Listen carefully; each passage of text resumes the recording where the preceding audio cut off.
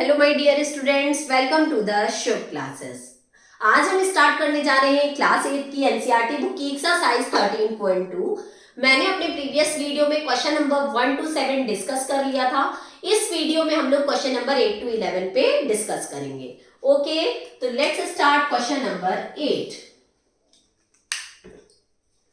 Question number 8 is A factory requires 42 machines to produce a given number of articles in 63 days। कह रहा है एक machine है, तो मशीन है और डेज है। ठीक है, देखो ध्यान देना, हम एक एक लाइन पढ़ते जा रहे हैं और उसको सॉल्व करते जाएंगे। 42 मशीन्स अगर काम कर रही हैं तो काम को 63 डेज में फिनिश कर दे रही हैं। How many machines would be required, कितनी मशीन की जरूरत पड़ेगी to produce the same number of articles in 54 days. अगर काम को हमें जल्दी खत्म करना है तो हमें ज्यादा मशीन लगानी पड़ेगी ना। देखो, जब हम 42 मशीन्स लगाए थे तो काम 63 डेज में हो रहा था। अब कह रहा है काम को 63 डेज के बजाय 54 डेज में ही खत्म कर देना है। तो अगर काम हम जल्दी खत्म करेंगे तो हमें मशीन ज्यादा लगानी पड़ेगी। तो यहाँ पे देखो 63 से 54 हो रहा है, यहाँ पे कम हो रहा है, और यहाँ पे हमें मशीन बढ़ानी पड़ेगी तो यहाँ पे ज्यादा हो रहा है। तो यहाँ पे घट रहा है, यहाँ पे बढ़ रहा है, तो हमारा क्या हो जाएगा, इनवर्स प्रोपोर्शन हो जाएगा। तो मशीन्स को मैंने x मान लिया जिसमें ये x1 ये x2, डेज को मैंने y मान लिया जिसमें ये y1 ये y2। तो इनवर्स प्रोपोर्शन का फॉर्मूला होता है x1 into y1 is equals to x2 into y2। तो 42 into 63 is equals to x2 into 54। हमें पता चल जाएगा इससे x2 की वैल्यू आ जाएगी तो कि हमें कितनी मशीन्स लगानी पड़ेंगी कि काम हमारा 54 डेज में फिनिश हो जाए। अब ये मल्टीप्लाई में इधर आएगा, डिवाइड में हो जाएगा, upon 54 is equals to x2।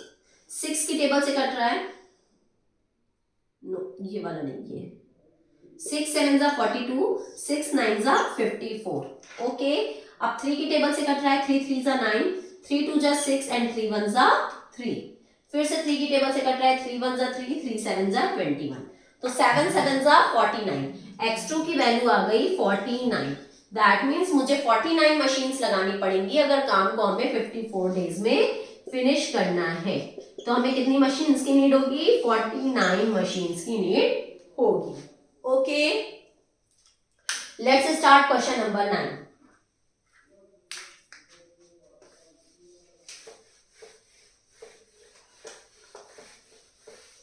बहुत सिंपल सिंपल क्वेश्चंस हैं, बस ध्यान देना है कि डायरेक्ट प्रोपोर्शन का है या इनवर्स प्रोपोर्शन का।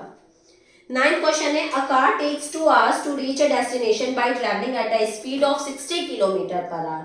ठीक है, अगर ये स्पीड गिवन है, क्वेश्चन नंबर 9,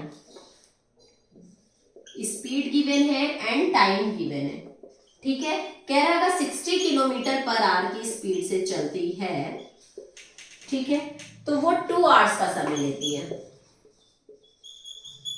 तो 80 किलोमीटर पर आवर की स्पीड से अगर चलने लगे तो कितना समय लेगी, हमें ये बताना है। ठीक है, हमें ये बताना है। तो देखो, अगर हम 60 किलोमीटर पर आवर की स्पीड से चलेंगे तो 2 घंटे में पहुंचते हैं। अगर मैंने अपनी स्पीड बढ़ा दी, 60 की बजाय 80 कर दी, तो हम कम समय में पहुंच जाएंगे। हम स्पीड बढ़ाएंगे तो कम टाइम लगेगा ना। तो यहाँ पे तो 60 से 80 हो रहा है, यहाँ तो बढ़ रहा है, बट यहाँ घट जाएगा। तो यहाँ बढ़ रहा है, यहाँ घट रहा है, तो इनवर्स प्रोपोर्शन हो गया। तो 60 into 2 is equal to 80 into y2। Okay, अब ये मल्टीप्लाई में इधर आएगा तो डिवाइड में हो जाएगा। तो 60 into 2 upon 80 is equals to y2। 0 0 cancel, 2 1 जा 2, 2 4 जा 8, 6/4 आ गया। अब हम इसको डिवाइड करके देख लें, अगर ये आर में आया ना कि कितने आवर्स लगेंगे, तो हम अगर इसको या तो मिनट में चेंज कर लें तो 6/4, 1 आवर में 60 मिनट्स होते हैं, तो इसको हम 60 से मल्टीप्लाई कर देंगे। तो 2 2 जा 4, 2 3 जा 6 एंड 0, 2 1 जा 2, 2 15 जा 30, 15 6 जा 90 मिनट्स लगेंगे। ओके, और अगर हमें आर में चेंज करना है तो हमें पता है 1 आवर में 60 मिनट्स होते हैं, तो 60 मिनट्स मतलब 1 hour and 30 minutes, 1 hour 30 minutes, क्योंकि टोटल 90 मिनट्स है ना। तो 1 आवर 30 मिनट्स लगेंगे उसको अपने डेस्टिनेशन पे पहुंचने में, अगर वो 80 किलोमीटर पर आवर की स्पीड से चलता है तो। Okay, next question number 10।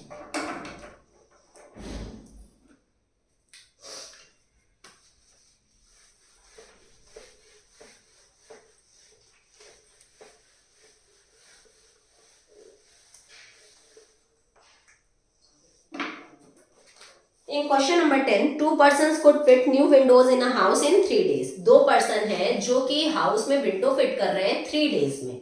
ठीक है, क्वेश्चन नंबर 10।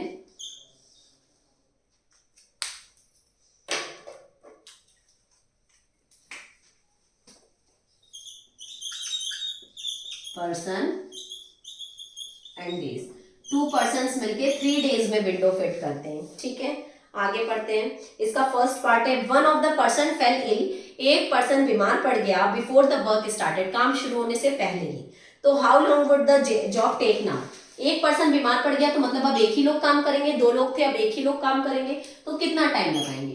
तो जब दो लोग मिलके 3 डेज में काम खत्म कर रहे थे, तो यहाँ अगर हम कम लोगों को रखेंगे तो ज्यादा दिन लेंगे, तो यहाँ घट रहा है और यहाँ पे बढ़ेगा। तो जब यहाँ बढ़ रहा है तो हमारा क्या लगेगा, इनवर्स प्रोपोर्शन। तो 2 into 3 is equals to 1 into y2, y2 1 जा y2, y2 is equals to 6, that means 6 days लेंगे, 6 days लगेंगे। अगर 1 पर्सन काम करेगा तो उसको कितने दिन लगेंगे काम करने में, 6 days। ओके, ये तो था इसका फर्स्ट पार्ट। सेकेंड है, how many person would be needed to fit the window in 1 day. अब ये दूसरा है, देखो अगर इसका सेकेंड पार्ट देखो, अगर विंडो को 1 डे में ही काम खत्म करना है, विंडो को 1 डे में ही फिट करना है तो कितने पर्सन्स लगेंगे। ठीक है, देखो 2 लोग मिलकर 3 डेज में काम खत्म कर रहे थे, तो अगर हमें 3 डेज नहीं देने हैं, केवल 1 डे में ही काम खत्म करवाना है, तो हमें यहाँ पे ज्यादा लोग लगाने पड़ेंगे।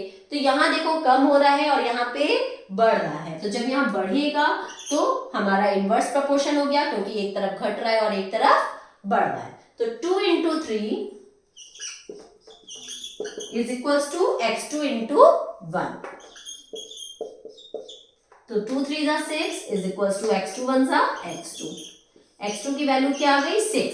दैट मीन्स हमें 6 पर्सन लगाने पड़ेंगे अगर हमें काम को एक ही दिन में खत्म करना है। तो सेकेंड पार्ट का आंसर हो जाएगा 6 persons. Okay, any problem. Next question number 11।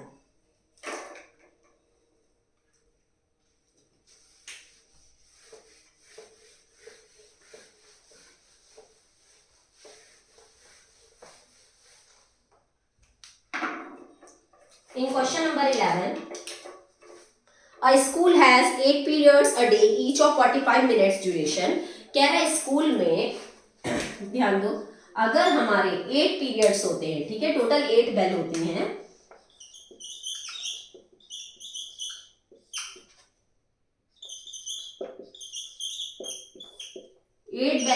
तो 45 मिनट्स लगती हैं। एक बेल का टाइम पीरियड कितना है, 45 है। ठीक है, एक बेल 45 मिनट्स की चलती है, तो 8 पीरियड्स के लिए 45 मिनट्स का ड्यूरेशन है।